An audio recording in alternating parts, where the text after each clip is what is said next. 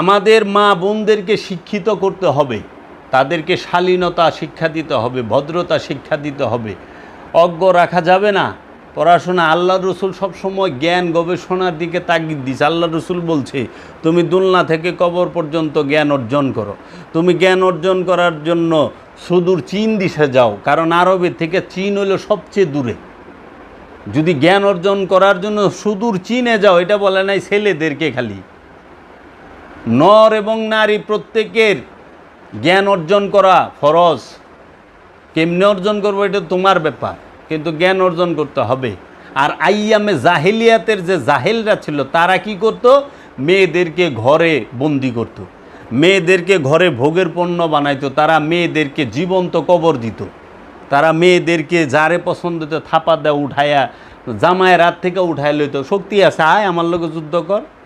আরবে তো এই আইয়ামে জাহেলিয়াতের আমল তাই করছে, নারীদেরকে পিছাইয়া দিছে। নারী এবং পুরুষ দুইজনই সম্পদ। এজন্য কাজী নজরুল ইসলাম বলেছে এই পৃথিবীতে যাহা আছে কল্যাণকর, অর্ধেক তার গড়িয়ে আছে নারী, অর্ধেক হইল নর। নারী পুরুষ দুইজনেরই অবদান। আমি আপনি যে জগতে আসছি, আমার মা বাবা দুইজনেরই মেহনত, অবদান, ত্যাগ, প্রেম সবই আছে।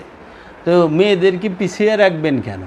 এখন এই মৌলবীর দল এখনও কয় মেয়েদেরকে ঘর থেকে বের হতে দেওয়া যাবে না, তাদেরকে ঘরে রাখতে হবে। তারা শুধু স্বামীর সেবা করে স্বর্গে চলে যাবে, জান্নাতে যাইব। কতটি বেও আছে বেড়া মার্কা মগজ, ওটি কয় ঠিক সুবহানাল্লাহ।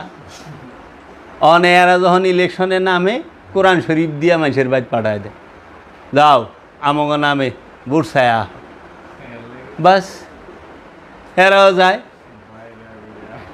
ভোট চাইবার।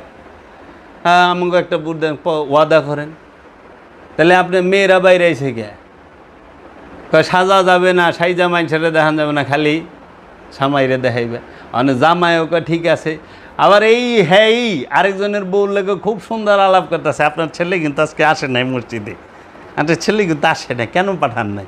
পাঠাইলেও পারতেন, আপনার হাতে তরকারিটা অনেক মজা, আপনার বাড়ি খাওয়ার খুব সুন্দর। তা আপনি যে মানুষের বউ লোক কথা কোন শরম করে না? নিজের বউরের দেন না মানুষের লোক কথা কেবার।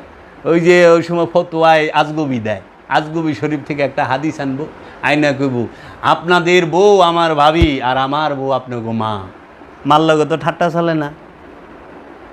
হুজুরের বউর লাগে, তুমি মোল্লার বউর লাগে ঠাট্টা করা পারবো না, কারণ তোমার মা মা বানাই দিছে। আর তোমার বউ হইলে আমার ভাবি, আমি যা খুশি তাই করি, যা খুশি দেয় হইল।